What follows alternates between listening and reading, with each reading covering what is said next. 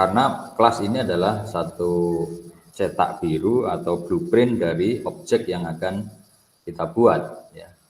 Di mana objek ini adalah merupakan bagian dari sistem, ya, yang menjadi pembentuk dari sistem.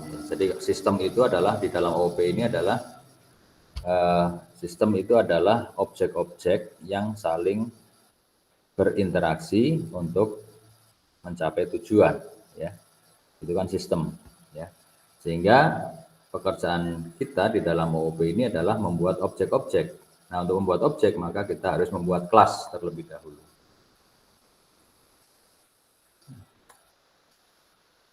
Nah, kalau berangkat dari kelas diagram, ya, jadi ada di dalam desain dan analisis dan desain objek oriented berbasis objek oriented itu ada namanya kelas diagram, ya.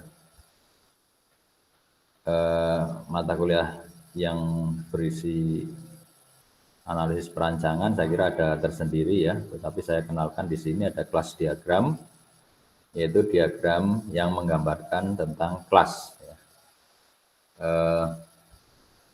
Sangat sederhana diagramnya, terdiri dari 3 bagian. Yang pertama adalah nama kelasnya, kemudian yang kedua adalah atribut-atributnya, kemudian yang ketiga adalah metode-metodenya, ya, atau methods-methodsnya.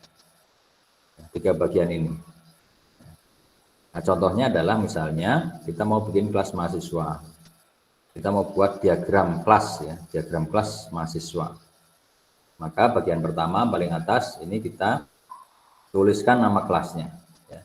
Ingat penamaan nama kelas diawali huruf besar. Kalau satu kata, kalau lebih dari satu kata maka masing-masing kata diawali dengan huruf besar, ya, tanpa dipisahkan oleh spasi atau underscore atau yang lain. Jadi digandeng saja, tetapi masing-masing kata diawali dengan huruf besar.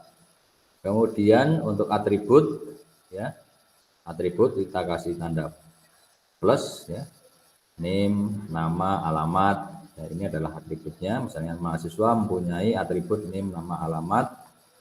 Kemudian mempunyai metode, ya, ada set name, set nama, set alamat, ya. Ini adalah kelas diagram, ya. Nanti kalau kelas yang Anda buat mempunyai banyak atribut dan banyak kelas, maka kelas diagramnya akan panjang, ya, akan panjang, ya, sesuai dengan jumlah atribut dan metodenya.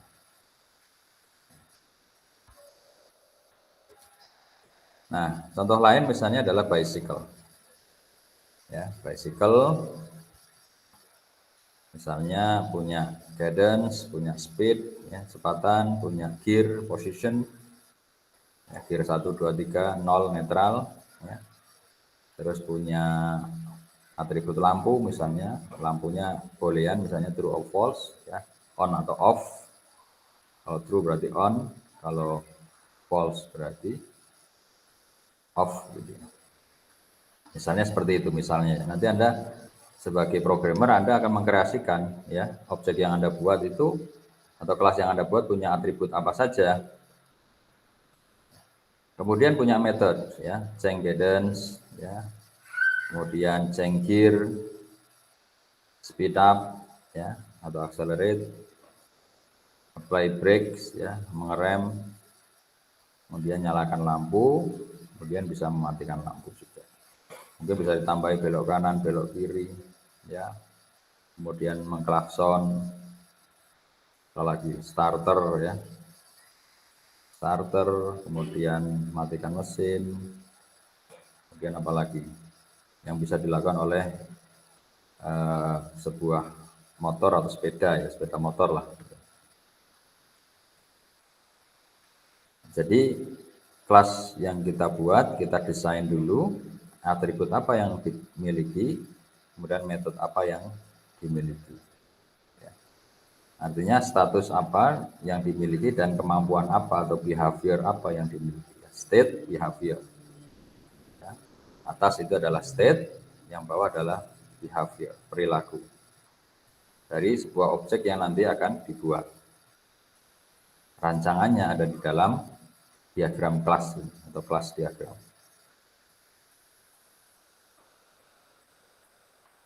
Oke ya, ini review saja bahwa kelas merupakan model cetak biru prototipe dari objek.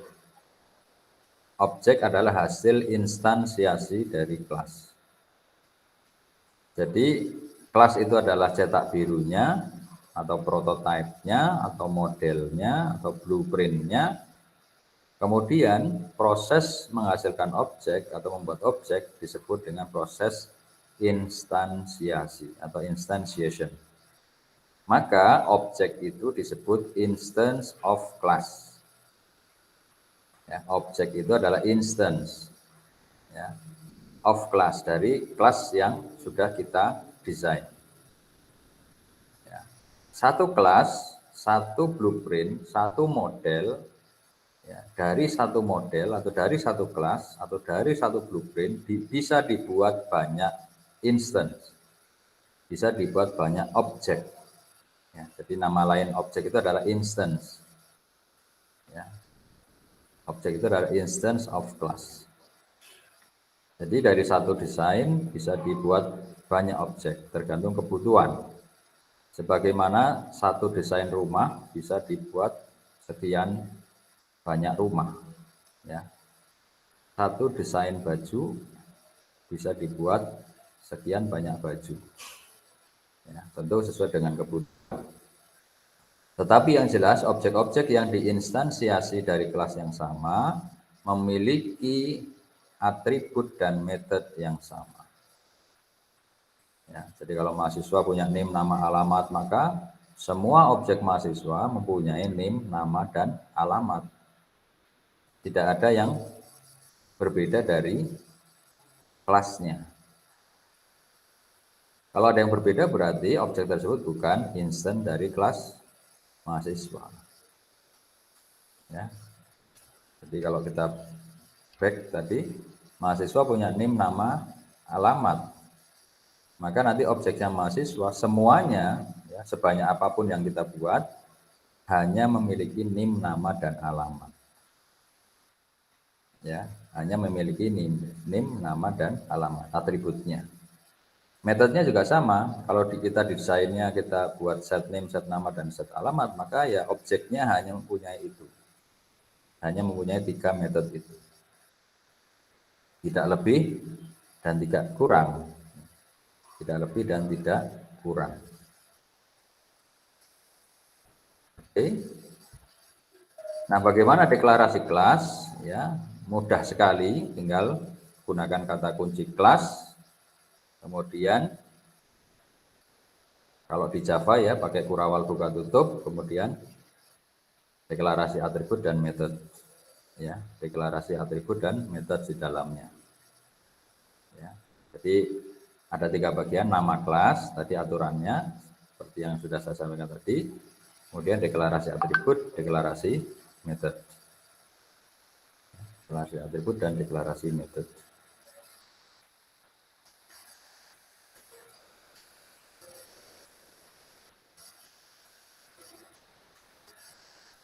Nama kelas tadi merupakan identifier. Ya. Kemudian aturannya juga sesuai dengan aturan identifier untuk nama kelas. Ya.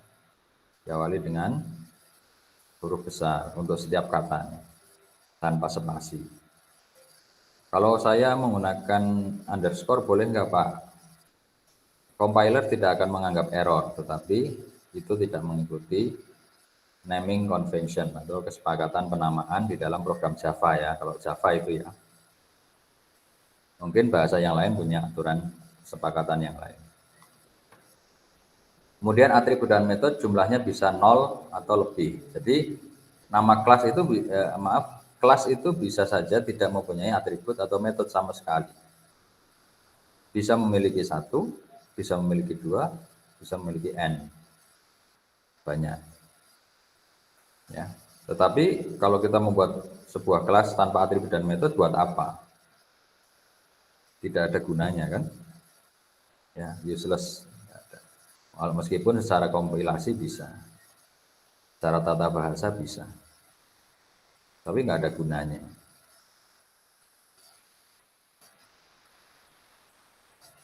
Ini misalnya kelas mahasiswa, ya atribut metodenya apa? Ya name nama alamat, terus metodenya ada set name set nama alamat. Kemudian kelas message sender misalnya ya. Ini M-nya besar, S-nya besar. Ya. Ini sekali lagi ini dalam tata bahasa Java. Jadi kalau Python tidak lagi. Ya. Kemudian deklarasi atribut. Nah, ini nanti yang tidak Anda temui di Python, ya tipe-tipe data, modifier, ya tidak ditemui di Python.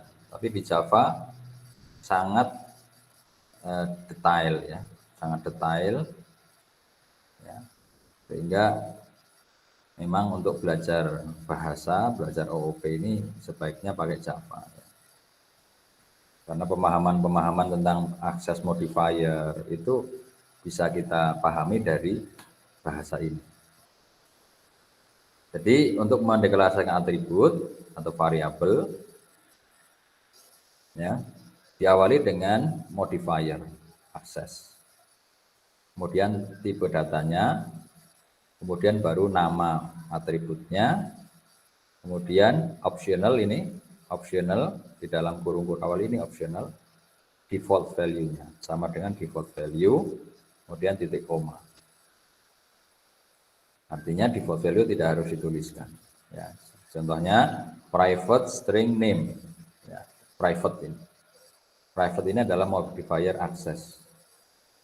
String tipe datanya, name adalah nama atributnya. Atau kita bisa tuliskan menambahkan default value. Private string name sama dengan string 0000. 00 tapi dalam string. Jadi private ini merupakan modifier access, string ini merupakan tipe data. Kalau tanpa modifier access bisa nggak Pak? String name gitu saja. Kalau seperti itu maka nanti modifier access-nya kalau tidak disebutkan, ya apakah private, public, ataukah protected, maka akan dianggap default. Ya. Jadi modifier access ada 4, private, public, protected, dan default. Default itu kalau tidak disebutkan. Nanti masing-masing punya batasan-batasan yang berbeda, nanti kita bahas di bagian modifier access. Kemudian deklarasi method, ya sedikit berbeda dengan atribut. Ya, kalau method modifier sama ada modifiernya, tetapi kemudian bukan tipe data, tetapi return type. Return type itu bisa tipe data, bisa juga void. Ya, bisa juga void. Void ini artinya dia tidak mengembalikan nilai apapun. Jadi return type-nya kosong gitu ya. Return type-nya kosong. Return type itu bisa tipe data, bisa void, kemudian nama, kemudian parameter. Parameternya bisa banyak. Ya, kemudian di dalamnya ada statement. Statementnya juga bisa banyak. Contohnya public void set name. Public modifiernya, void ini adalah return type-nya, menunjukkan bahwa set name tidak mereturn nilai apapun. Kemudian parameternya adalah new name. Kemudian statement di dalamnya. Oke. Kemudian ini keterangan tadi aja ya, keterangan dari void, public, ya. Nah ini yang perlu ini set name ya, set name untuk metode penamaannya ini. Ingat ya aturan penamaan identifier untuk metode. Kata pertama diawali huruf kecil, artinya kecil semua. Kata kedua dan seterusnya jika ada diawali dengan huruf besar. Jadi kalau satu kata ya huruf kecil semua. Tapi kalau dua kata maka kata kedua dan seterusnya diawali dengan huruf besar, sama seperti aturan penamaan atribut atau variabel.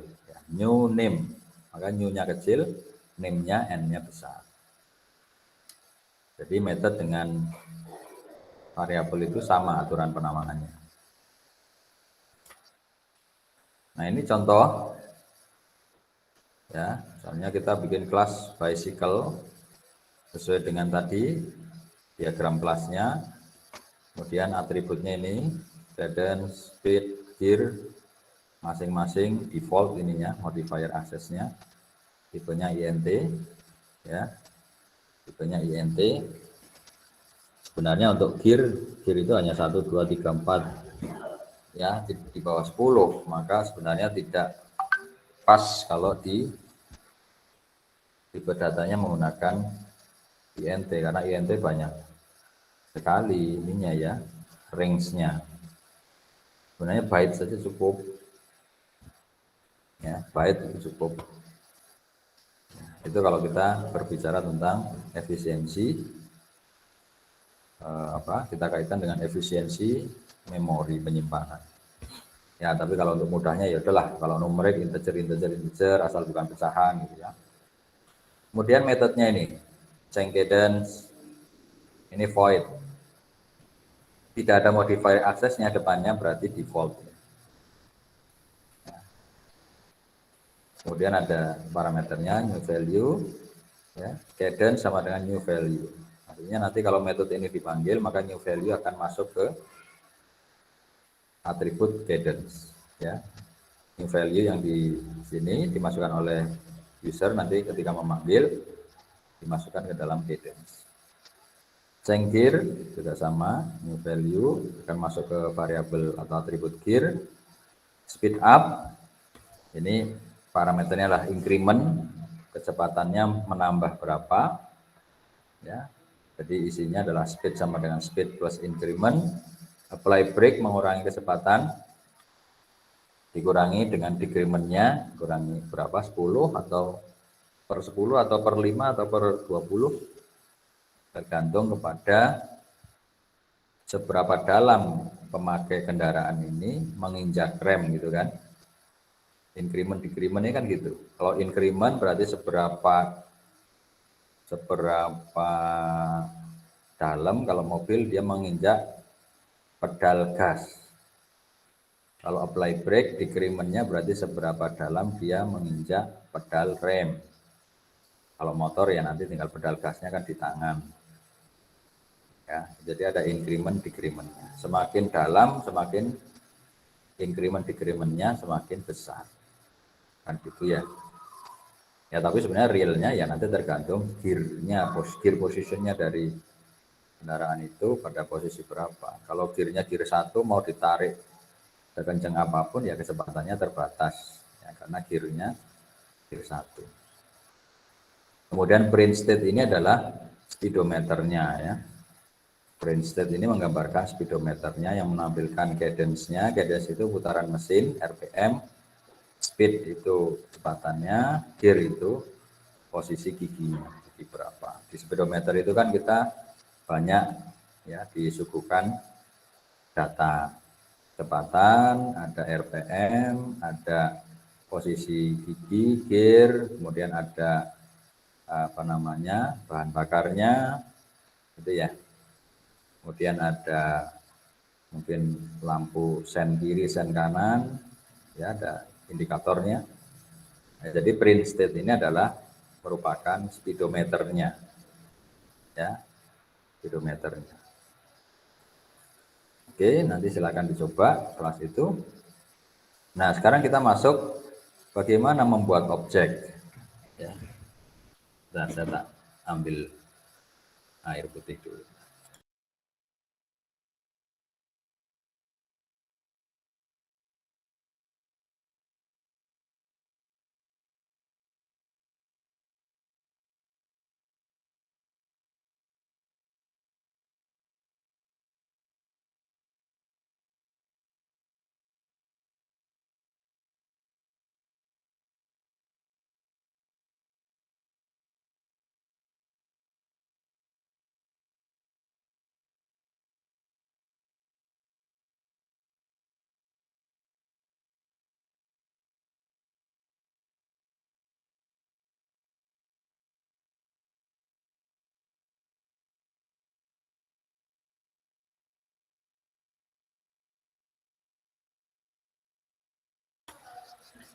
Oke, saya lanjutkan. Sekarang bagaimana membuat objek dari kelas? Ya, menggunakan kata kunci new. Ya, jadi kalau di Java, saya kira di bahasa pemrograman lain juga mirip ya, menggunakan new juga. Jadi caranya adalah sebutkan dulu nama kelasnya, kemudian baru nama objeknya. Kemudian diikuti dengan sama dengan new nama kelasnya. Kemudian ada kurung buka tutup kalau di Java, kemudian ini nama kelas, ya, nama objek ini ya seperti nama variabel objeknya, ya, kemudian new nama kelas. Ya, ini kan ya ketika new ini dipanggil maka dia akan mengalokasikan memori untuk objek yang kita buat. Ya. Sebenarnya nama objek atau variabel objek ini adalah sebuah variabel pointer. Ya. Kalau kita kaitkan dengan bahasa C++ ya, pointer. Kita langsung pada contohnya saja. Contoh kita punya kelas mahasiswa, ya. Kemudian objeknya kita sebutkan namanya MHS1. Berarti MHS1 ini adalah objek ya dari kelas mahasiswa, objek pertama. Ya. Kemudian new mahasiswa kurung buka tutup. Kemudian kita bisa buat lagi MHS2 new mahasiswa kurung buka tutup. Ya, artinya kita punya dua objek ya. Mahasiswa 1 dan mahasiswa 2 atau MHS1 dan MHS2 merupakan variabel reference. Anda ingat ya, tipe data primitif, tipe data reference. Primitif itu yang 8 itu ya. 8 tipe data itu primitif ya. Mulai dari integral itu ada int, byte, short, long. Kemudian ada float dan double. Kemudian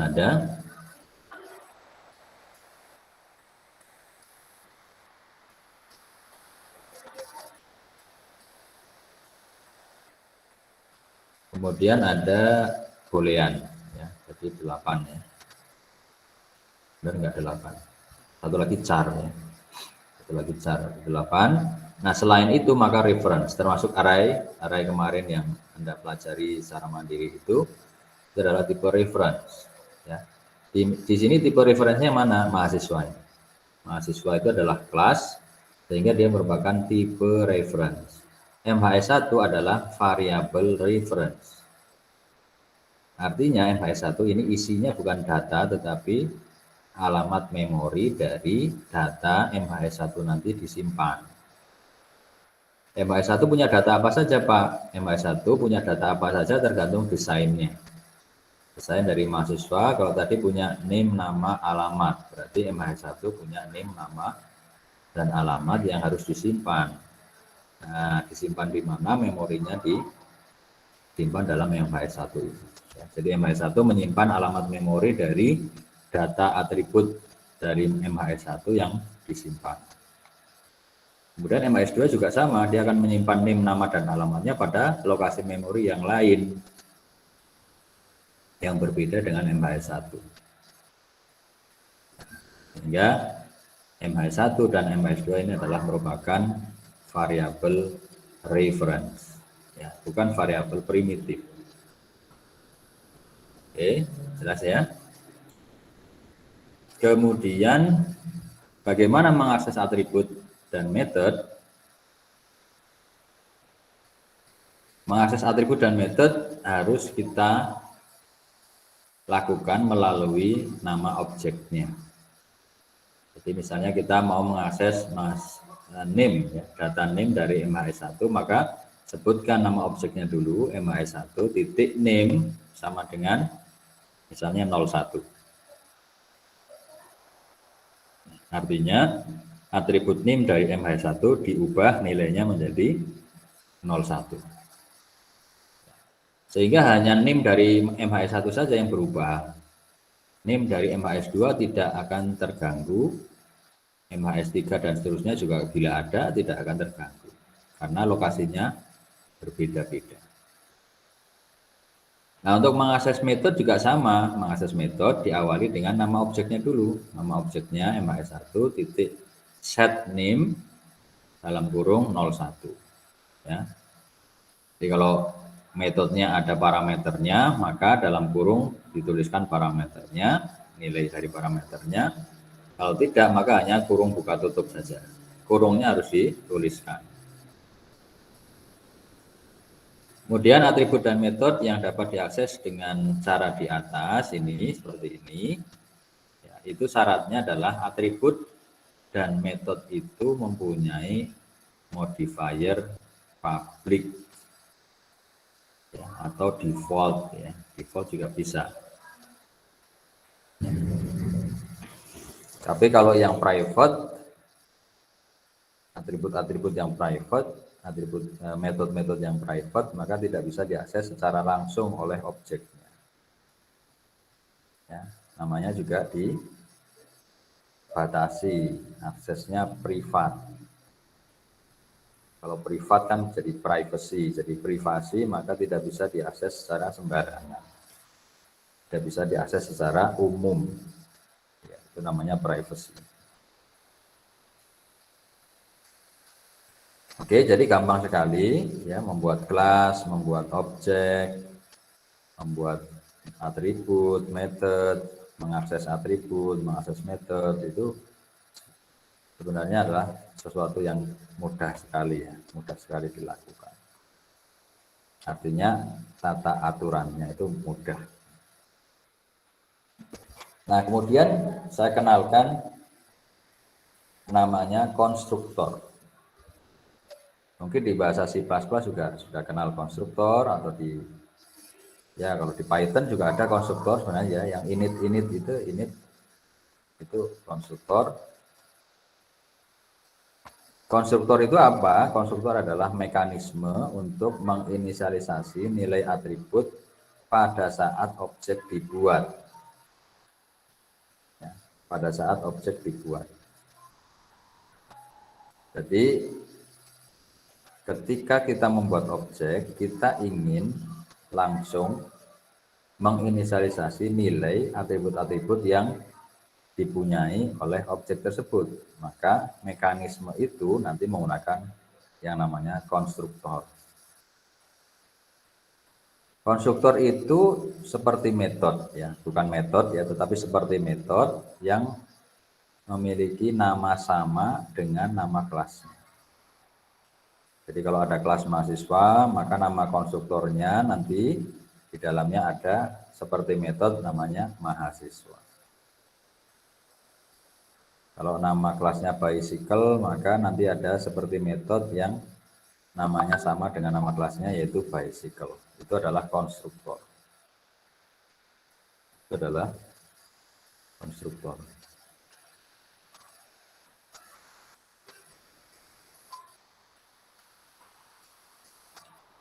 Kemudian konstruktor tidak mempunyai return type seperti method. Ya. Konstruktor juga tidak bisa dipanggil secara langsung seperti method.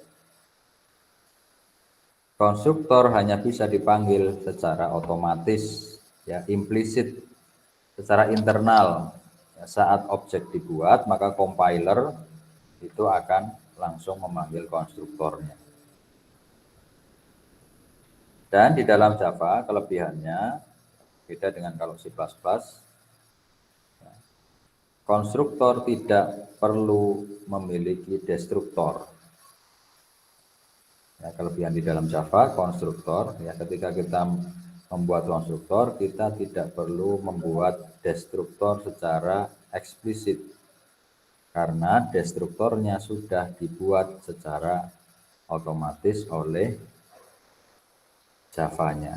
Ya, oleh Java itu akan membuat destruktor. Setiap ada konstruktor, maka Java akan membuat destruktor secara otomatis. Oke. Kenapa perlu destruktor? Karena konstruktor itu mengalokasikan memori. Kalau alokasi memori kok tidak kemudian dilengkapi dengan destruktor, maka nanti tidak ada mekanisme yang berfungsi untuk membebaskan memori ketika objek itu sudah tidak digunakan. Ya. Lebih-lebih di dalam Java ada komponen namanya garbage collector, ya, pengumpul sampah-sampah memori. Jadi konstruktor-konstruktor yang dibuat itu tidak perlu ada destruktornya. Karena apa? Karena nanti akan didestruk secara otomatis oleh garbage collector. Oke. Nah, konstruktor itu ada yang lebih dari satu. Ya, jadi di dalam satu kelas kita bisa membuat konstruktor lebih dari satu jenis.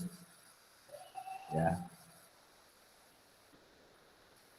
Tentu namanya sama. Jadi konstruktornya namanya sama, tetapi berbeda-beda di dalam dua hal. Yang pertama adalah harus beda jumlah parameternya. Kalau kita punya lebih dari satu konstruktor, maka tidak boleh ada dua konstruktor yang jumlah parameternya sama. Kalau terpaksa sama, maka tipe parameternya harus berbeda.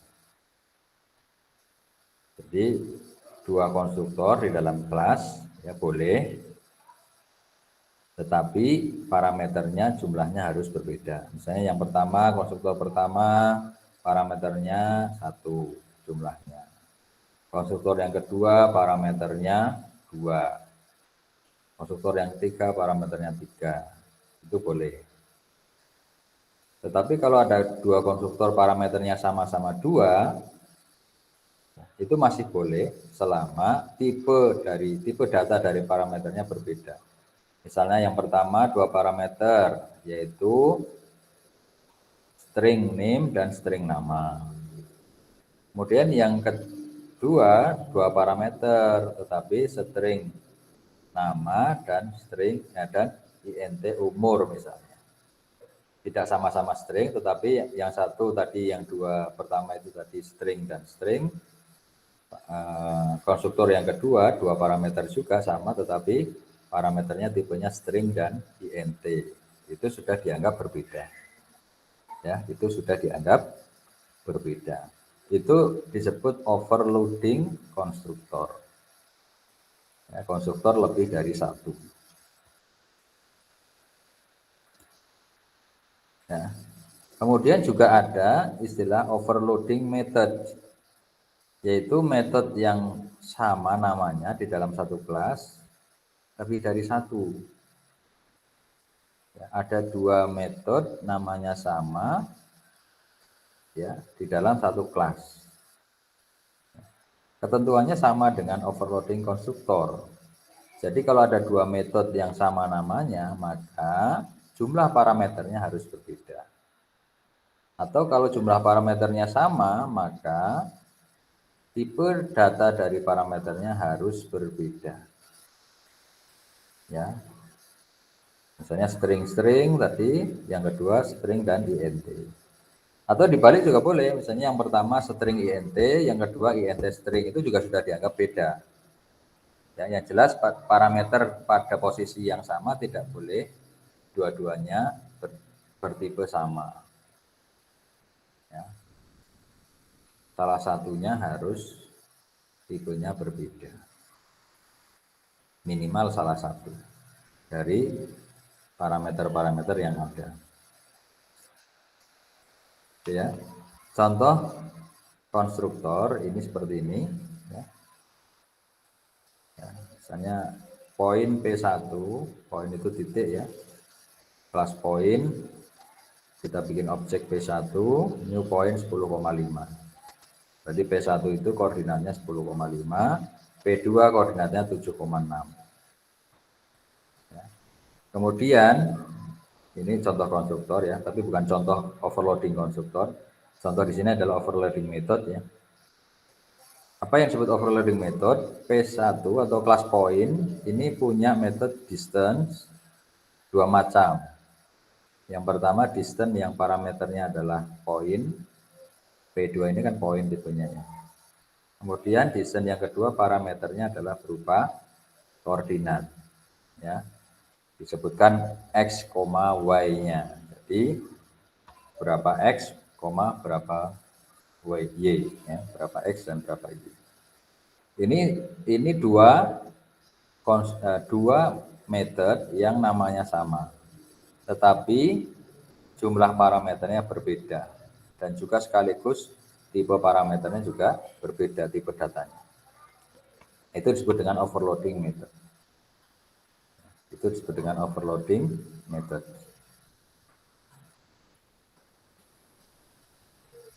Nah, sampai sini ada pertanyaan tentang kelas tersebut.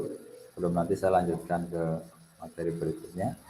Tadi kita bahas bagaimana membuat kelas, bagaimana membuat objek, bagaimana deklarasi atribut, metode, bagaimana mengakses atribut, mengakses metode. Lalu saya kenalkan konstruktor, overloading konstruktor, overloading method. Ya, itu sebagai dasar dari pembuatan kelas, metode, dan pembuatan objek. Silakan kalau ada pertanyaan. Saya lanjutkan. Kalau belum ada ya saya lanjutkan saja.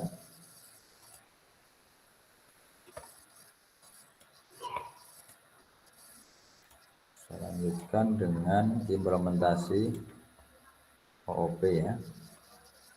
Dengan Java, lanjutkan. Ya, materinya ini.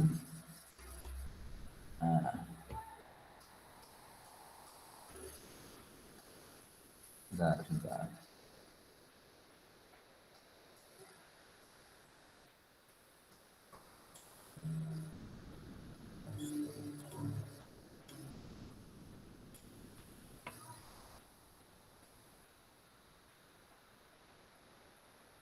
Oke ya, Pak.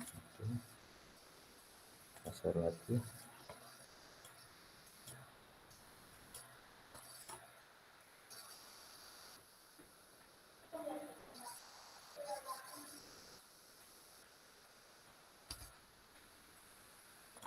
Oke ya, kita lanjutkan dengan materi berikutnya yang lebih advance lagi, yaitu tentang penggunaan kata kunci this di dalam kelas. Di dalam kelas sering kita dihadapkan kepada ambiguitas ya, ambigu. Contohnya adalah ini ya. Misalnya kelas mahasiswa punya name nama. Kemudian ada metode set name. Set name parameternya kebetulan sama name juga ya, namanya sama. Bagaimana name dari parameter ini kita masukkan nilainya ke dalam name dari atribut kelas. Ya. Tidak mungkin kita sebutkan di sini name sama dengan name. Nah, kalau kita sebutkan name sama dengan name, itu akan terjadi ambiguitas. Name yang sebelah kiri itu name yang mana, parameter atau atribut. Name yang sebelah kanan juga name yang mana, yang parameter atau yang atribut. Ya, maka kita bisa menggunakan kata kunci atau keyword, ya, namanya this untuk menghindari kerancuan. Ya, this ini mewakili this class. Ya. Jadi kalau kita tuliskan this dot name, berarti name yang kita acu ini adalah name of this class, bukan name parameternya dari method set name, bukan. Ya. This dot name berarti adalah atribut name dari kelas mahasiswa atau dari this class. Ya, jadi ini kalau dipanjangkan this class dot name sama dengan name. Ya, this class dot name sama dengan name. Ya, disingkat this dot name sama dengan name. Berarti name dari parameter value-nya, nilainya akan dimasukkan ke dalam name atribut dari kelas ini. Ya, name atribut dari kelas ini, sehingga tidak ada kerancuan lagi. Ya, this name itu akan mengacu pada atribut name dari kelas. Oke ya, itu yang pertama ya, penggunaan this. Kemudian, nah ini contoh saja ini. Oh, ini penggunaan yang kedua ya. Kalau tadi untuk mengacu pada atribut dari dalam kelas ya. Yang kedua adalah fungsi dari this adalah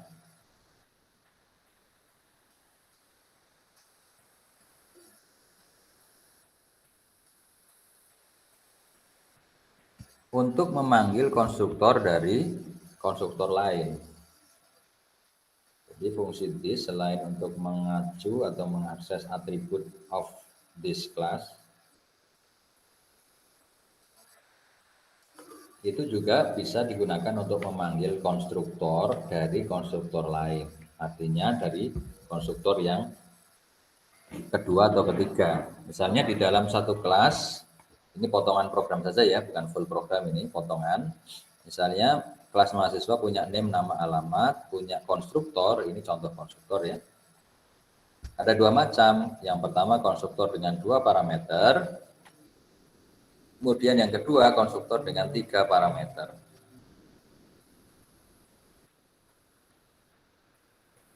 Ini kan 2 konstruktor yang berbeda jumlah parameternya, sehingga ini disebut overloading konstruktor.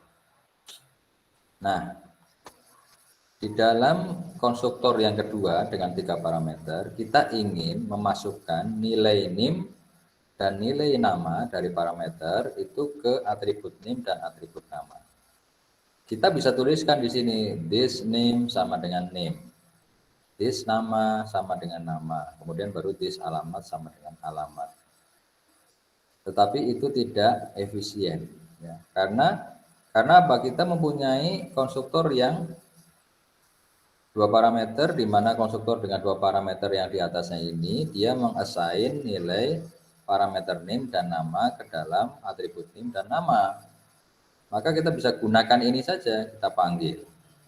Nah, cara memanggil konstruktor yang 2 parameter ini dari konstruktor yang 3 parameter ini, gunakan kata kunci this. This tidak pakai dot ya, this kurung buka, kemudian name, nama ya. Jadi name dari parameter ini, nama dari parameter sini akan diassign ke sini dulu, ke konstruktor ini dulu, name dan nama, kemudian secara berantai akan diassign ke atribut name dan nama dari kelas ya. Jadi ini yang saya cetak tebal ini adalah memanggil konstruktor pertama ya. This kemudian kurung buka diikuti dengan parameter value-nya. Jadi nilai parameternya apa yang mau diassign ke dalam konstruktor yang dipanggil tersebut. Nah, ini lebih efisien. Dari 3 baris kita bisa singkat menjadi 2 baris saja. Ya, kelihatannya tidak begitu berarti kalau 3 baris kok jadi 2 baris. Kebetulan karena konstruktor yang kita panggil hanya 2, hanya terdiri dari 2 statement baris saja. Ya, 2 baris statement saja. Coba kalau konstruktor pertama ini terdiri dari 100 line code. Kalau terdiri 100 line code, ya tentu 1 baris ini akan sangat menghemat. Baris ini akan sangat menghemat baris perintahnya atau apa namanya line statement. Oke ya. Oke, sekarang kita lanjutkan dengan istilah instant variable versus class variable. Tadi kita sudah ada kata kunci this. Ya, 2 macam fungsinya. Sekarang di sini ada kata kunci lagi. Ya. Kita jelaskan dulu tentang instant variable. Variable instant. Tadi instant itu sama dengan objek. Instant sama dengan objek. Ya, jadi ada variabel milik objek, ada variabel milik kelas. Kita sebut sebagai instant variable, itu adalah variabel milik objek. Ada kelas variabel, variabel milik kelas. Maksudnya gimana? Variabel milik instant atau milik objek atau instant variable merupakan variabel atau atribut yang unik yang dimiliki oleh setiap objek. Nah, variabel yang dedicated untuk setiap objek. Artinya nilai dari instant variable bisa saja berbeda-beda antar objek-objek yang ada. Misalnya, contoh instant variable di dalam kelas mahasiswa apa? Name, ya, nama, alamat. Itu masing-masing mahasiswa kan punya sendiri-sendiri. Ya. Apalagi name. Name ini sebagai primary key, kunci primer dari mahasiswa. Name itu sebagai kunci atau variabel kunci, ya, variabel kunci atau primary key yang membedakan satu mahasiswa dengan mahasiswa lain. Itu jelas instant variable. Tapi nama juga instant variable. Loh Pak, nama kan bisa sama Pak. Ya, nama bisa sama, tetapi nama itu milik masing-masing objek. Ya, bukan berarti namanya barengan, kan enggak. Misalnya ada dua orang namanya Budi, dua mahasiswa namanya sama, Budi atau Andi atau Ahmad atau Susi. Ya, tapi itu nama masing-masing mereka, tidak kemudian namanya barengan, kan enggak. Ya. Dan lokasi memorinya kalau secara teknikal, lokasi memorinya ya dialokasikan untuk masing-masing objek. Jadi alokasi untuk mahasiswa yang bernama Andi, untuk NIM-nya yang 01 ya ada sendiri untuk nama. Lalu yang 02 kebetulan nama mahasiswa juga sama-sama Andi, dia punya alokasi memori untuk menyimpan nama Andi tersebut meskipun sama dengan mahasiswa yang NIM-nya 01 tadi. Itu namanya instant variable. Tapi kalau kelas variabel, ini variabel yang dimiliki oleh kelas sepenuhnya. Variabel yang dimiliki oleh kelas, bukan oleh objek, bukan oleh instance. Disebut juga static variable. Disebut juga static variable. Kenapa disebut static variable? Karena menggunakan keyword static di dalam deklarasinya.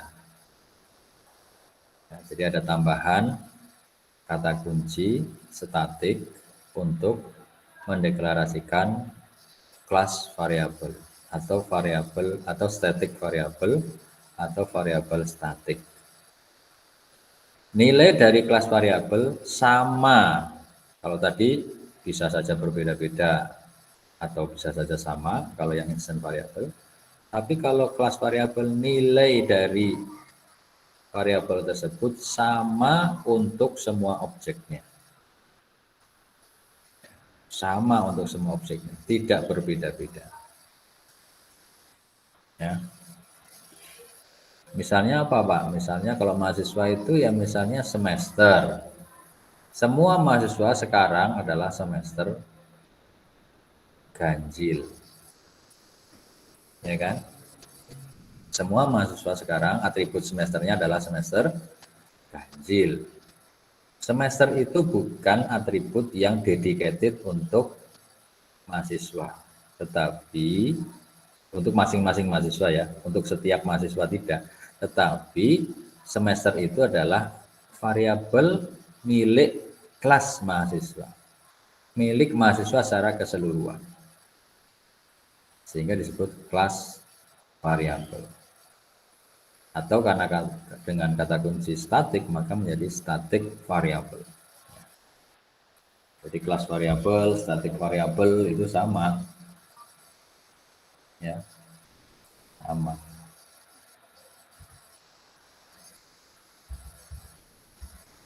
Jadi perlu dipahami bahwa ada dua macam variabel, yaitu kelas variabel dan instant kelas variabel dan instant variabel. Oke ya. Nah, contoh instant variabel kan seperti ini. Persegi panjang itu punya panjang dan lebar. Panjang itu instant variabel, lebar juga instant variabel. Sehingga alokasi memorinya kan sendiri-sendiri. Jadi kalau P1 panjangnya 10, P1 panjangnya 10 dan lebarnya 5, P2 panjangnya 15 dan lebarnya 6, ya masing-masing punya alokasi memori masing-masing untuk panjang dan lebarnya masing-masing. Ya, sehingga nilainya bisa berbeda. Meskipun bisa juga sama. P1 panjangnya 10, lebarnya 5. P2 panjangnya 15, lebarnya 5. Sama-sama 5 boleh. Tetapi alokasi memori tentu sendiri-sendiri.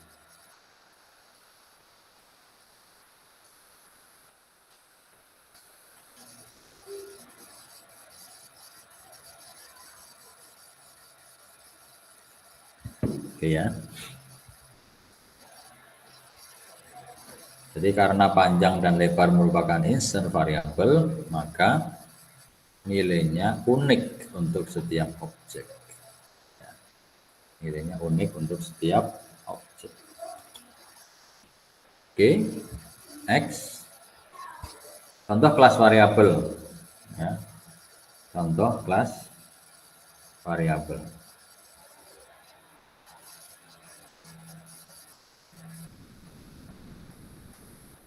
Di dalam persegi panjang misalnya ini apa namanya, deklarasi kelas ya, dari deklarasi kelas. Ketika kita ingin mendeklarasikan kelas variabel, maka kita tambahkan kata kunci static. Ya, misalnya ini P dan L panjang dan lebar ini kan instant variabel. Kemudian kita ingin membuat kelas variabel, misalnya di sini adalah banyak persegi panjang atau banyak PP. Static int banyak PP sama dengan 0. Ya. Kemudian di dalam konstruktor persegi panjang kita selalu increment variabel ini. Ya, selalu increment variabel static tersebut. Banyak PP plus plus. Nah, kalau kita punya static variabel seperti ini, ya, maka cara mengaksesnya menggunakan nama kelasnya. Jadi kelas variabel itu cara mengaksesnya itu bukan pakai objeknya. Kalau kita punya persegi panjang P1 dan P2, ini bukan lalu P1 titik banyak PP di print misalnya, ditampilkan hasilnya berapa gitu, tidak. Ya. Jadi misalnya ini kita punya P1 sama dengan new persegi panjang 10,5. Ya, sampai di sini nilai banyak PP ini sama dengan 1. Ya kan? Karena di sini 0 kemudian diassign 1 kali. Karena di sini dipanggil konstruktornya kan, 10,5 masuk ke sini, kemudian ditambah 1. Jadi begitu satu statement perintah ini kita jalankan, maka nilai variabel kelas banyak PP sama dengan 1. Kemudian P2 sama dengan new persegi panjang 15,6. Sampai di sini nilai variabel kelas atau variabel statik banyak PP sama dengan 2, sudah naik jadi 2. Sehingga kalau kita tampilkan ya menggunakan nama kelasnya, persegi panjang dot banyak PP itu menghasilkan angka nilai 2 ya. Menghasilkan nilai 2 bukan 1. Sekalipun kita panggil menggunakan nama objeknya. P1 titik banyak PP itu juga menghasilkan 2. P2 titik banyak PP juga menghasilkan 2. Jadi objeknya apapun, nilai atribut ini akan sama. mau objeknya P1, mau objeknya P2. Kalau kita buat P3 sampai P100 itu pun akan sama nilai atribut atau variabel kelas. Itu akan sama untuk semua objek. Maka dia disebut variabel kelas, bukan variabel instance. Jadi di sini bisa berguna untuk menghitung misalnya banyak persegi panjang yang dibuat. Nanti kalau Anda buat P100 sama dengan new persegi panjang, maka si banyak PP ini akan mengcounter terus. Setiap membuat objek dia akan mengcounter, ya, menghitung ya, naik nilainya di increment. Setiap membuat objek di increment, maka nilai banyak PP ini akan sama dengan jumlah objek yang kita buat, jumlah persegi panjang yang kita buat. Maka nama variabel itu banyak PP, itu artinya banyak persegi panjang yang dibuat berapa. Ya, itu adalah contoh kelas variabel. Contoh kelas variabel. Nah, untuk metode juga sama. Metode itu ada instant method, ada class method. Ada metode yang milik objek, ada metode yang milik kelas. Untuk contoh tadi ya langsung sajalah. Misalnya hitung luas. Hitung luas itu adalah metode yang mengakses panjang dan lebar, kan gitu ya. Untuk menghitung luas itu kan panjang kali lebar. Karena yang diakses itu adalah instant variable, maka metode ini juga merupakan instant method. Ya. Tapi kalau kita ingin membuat metode yang mengakses variabel kelas, maka metode ini otomatis juga merupakan class method atau static method. Nanti deklarasinya juga menggunakan kata kunci static. Ya, menggunakan kata kunci static. Contohnya saya kira di modul ya, di praktikum mungkin nanti akan dicontohkan oleh Pak Eko. Oke, kemudian yang terakhir adalah access modifier. Seperti saya sebutkan tadi, saya sudah sampaikan bahwa modifier access ya, atau apa ya, bahasa Indonesianya apa ini? Sulit lah. Akses kontrol, pengendali akses gitu ya. Atau modifikator akses itu adalah mekanisme untuk mengendalikan akses terhadap atribut dan metode, diletakkan di depan deklarasi atribut, metode atau deklarasi kelas. Ada private, default, protected, dan public. Private ini hanya mengizinkan pengaksesan atribut dan metode dari dalam kelas, di mana atribut dan metode itu berada.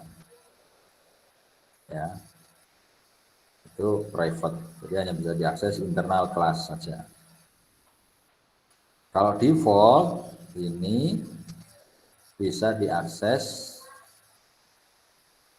dari luar kelas, dari dalam kelas bisa, dari luar kelas bisa, tetapi hanya di dalam package yang sama. Jadi di dalam Java ada package-package begitu, yang isinya adalah kelas-kelas. Asal package-nya sama, maka kelas-kelas di luar dirinya itu bisa mengakses variabel dan metode yang berjenis default. Berjenis modifier aksesnya adalah default. Itu masih bisa. Untuk protected ini adalah jenis modifier akses yang mengizinkan akses dari dalam kelas, dari luar kelas dalam satu package. Dari dalam kelas bisa, dari luar kelas bisa, berarti sama dengan default ya sampai sini ya. Tetapi ada tambahannya lagi, dari luar package bisa, tetapi hanya dari subkelasnya, dari kelas turunannya saja. Ini nanti kalau sudah belajar pewarisan inheritance. Dari dalam kelas bisa, dari luar kelas bisa satu package. Dari luar package itu bisa, tetapi hanya pewarisnya saja. pewarisnya saja yang bisa mengakses. Ya, nanti di dalam pembahasan inheritance akan kita contohkan. Kemudian public. Nah, kalau public sih sudahlah dari mana saja. Namanya juga public. Ya. Makanya public figure itu seolah-olah tidak punya privacy kan. Semua semua privasinya itu bisa diberitakan gitu ya. Semua aspek-aspeknya sampai yang pribadi itu bisa diberitakan. Namanya public figure. Ya, kalau Anda besok jadi tokoh publik ya bisa saja yang tadinya tidak diberitakan jadi diberitakan. Termasuk masalah-masalah pribadi. Nggak punya privacy. Jadi publik ini sudah terbuka. Dari dalam kelas bisa, dari luar kelas dalam satu package bisa, dari luar package pun bisa. Biasanya kita membuat kelas-kelas yang publik ini kalau kita membuat library. Kalau kita bikin library, kelas-kelas yang memang harus digunakan atau boleh digunakan oleh pengguna library tersebut ya harus disetting public atau minimal protected. Kalau protected berarti pengguna library itu harus melakukan inheritance. Tetapi kalau public maka tidak perlu inheritance, langsung bisa gunakan. Ya. Seperti kelas-kelas yang kita pakai string, kemudian tipe-tipe data itu public semua. Java yang buat, kemudian disetting public sehingga kita bisa pakai, kita bisa gunakan. Ya, itu modifier. Ya. Oke, saya kira sampai sini dulu. Nanti yang parameter pass by value, pass by reference ini nanti saja. Ini waktunya sudah 19:04. Saya kebetulan ada undangan rapat jam 9 dan luring di kampus dan ini saya posisi masih di rumah. Sehingga dalam 15 menit ini saya harus perjalanan ke kampus ya. Yaitu rapat untuk membicarakan tentang kuliah tatap muka yang dimulai hari Senin untuk angkatan 2020 dan 2021. Mudah-mudahan nanti akan semakin terkendali COVID-19 dan semua angkatan bisa PTM atau pertemuan tatap muka kembali di kampus. Walaupun mungkin sudah menikmati kuliah online ya tetapi nanti pada saatnya kalau memang harus PTM ya kita harus PTM ya. Walaupun saya juga menikmati juga kuliah online lama-lama gitu kan, nggak harus pergi kemana-mana, yang penting ada akses internet ya, kecuali sekalian acara rapat kadang ngajar sekalian di kampus tapi ya online juga ya. Mudah-mudahan kita semua selalu sehat dan COVID-19 segera terkendali. Sebelum saya tutup, apakah ada pertanyaan? Mudah-mudahan bisa dipahami ya apa yang saya sampaikan. Nanti silakan di-explore lewat praktikum dan juga lewat praktik-praktik sendiri ya. Jadi kalau informatika memang harus banyak praktik sendiri. Kalau mengandalkan waktu tatap muka atau waktu kuliah itu akan sangat kurang ya. Pengalaman saya pribadi dulu juga menguasai programming itu ya banyak belajar sendiri. Ya, kata-kata kunci-kuncinya mungkin didapatkan dari kelas, tetapi eksplorasinya kemudian dapatkan dari luar kelas. Apalagi sekarang sudah zamannya lebih enak, internet sudah terbuka seperti ini dibanding dulu. Kalau mau belajar programming itu ya browsingnya bukan dari internet karena waktu itu belum seperti sekarang ya. Buka buku, buka modul, ketik sendiri, nggak bisa copy paste dan sebagainya itu. Ya, tetapi itu silakan dilakukan eksplorasi sendiri. Jika ketika eksplorasi ada permasalahan yang perlu didiskusikan, jangan sungkan-sungkan untuk menanyakan ya ke saya sebagai dosen fasilitator. Jadi dosen itu fasilitator ya, tidak Anda jangan mengandalkan hanya dari satu sumber pengetahuan saja. Jadi dosen hanya salah satu sumber pengetahuan yang lain bisa Anda dapatkan dan harus Anda dapatkan. Sehingga nanti kalau ada perbedaan baru konfirmasi. Ya. Yang Bapak terangkan begini, tapi di internet kok begini ya Pak? Bagaimana penjelasannya? Itu boleh. Ya, sehingga pengetahuan Anda menjadi luas. Ya. Tidak terbatas hanya dari satu sumber saja. Baik, kalau tidak ada komentar, terima kasih sudah hadir, selalu sehat. Kita akhiri dengan membaca hamdalah. Alhamdulillahirrahmanirrahim. Kita akhiri, assalamualaikum warahmatullahi wabarakatuh. Waalaikumsalam. Terima kasih Pak. Terima kasih semuanya.